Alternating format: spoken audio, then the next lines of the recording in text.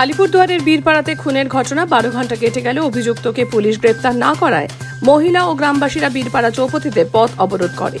8 ঘন্টা পথ অবরোধ চলে, পরে পুলিশ গিয়ে অভিযুক্তকে গ্রেপ্তারের আশ্বাস দিলে পথ অবরোধ উঠে যায়। অভিযুক্তকে গ্রেপ্তার ও তার ফাঁসির দাবিতে অবরোধে সামিল হন এলাকার মহিলারা। এলাকায় এখন থমথমে। মৃত যুবকের বাড়িতে শোকে পাথর বাবা মা। এলাকায় ভালো ছেলে বলে পরিচিতি ছিল দেবাশিসের। তার মা এবং বাবা অভিযুক্তের কঠোর শাস্তির দাবি করেন এবং ফাঁসির দাবি করেন। আর যাতে কোনো মায়ের কোল খালি না হয় সেজন্য অভিযুক্তের ফাঁসির দাবি জানিয়েছেন তারা। এখানে উল্লেখ্য, গতকাল সন্ধে নাগাদ ভোজালি দিয়ে প্রদীপ গুরুং নামে এক যুবক দেবাশিস সরকার নামের এক যুবককে নৃশংসভাবে ভোজালি দিয়ে খুন করে পালিয়ে যায়। ক্ষুব্ধ জনতা রাতেই তার বাড়িতে আগুন লাগিয়ে দেয়, দমকল গিয়ে আগুন নিয়ন্ত্রণে আনে। এলাকা থমথমে। জানা গিয়েছে প্রদীপ দেবাশিসের পূর্ব পরিচিত। একই এলাকার বাসিন্দা। পুরনো বিবাদের জেরেই হোলির দিন মদ্যপ অবস্থায় দেবাশিসকে খুন করে প্রদীপ। পুলিশ এখন অভিযুক্তকে গ্রেপ্তার করতে পারেনি।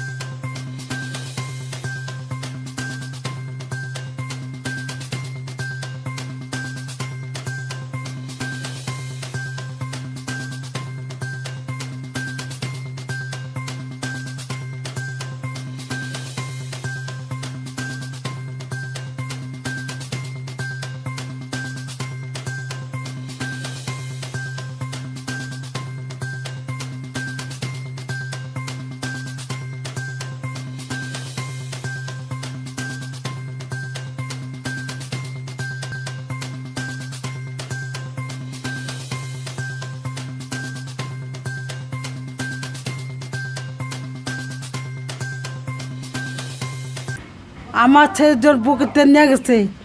ওর যেন এরকম হয় আমি যেন দেখতে পারি, আমি যেন দেখতে পারি ও আমার মতো হয়ে গেছে।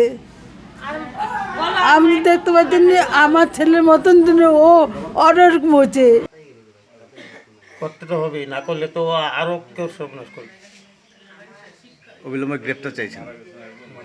ওর কঠোর শাস্তি, ওর ফাঁসি দেওয়া দরকার। কি চাইছেন আপনি বললেন? ওর ফাঁসি হোক, ওর মতো লোক বাইচে থাকার দরকার নেই।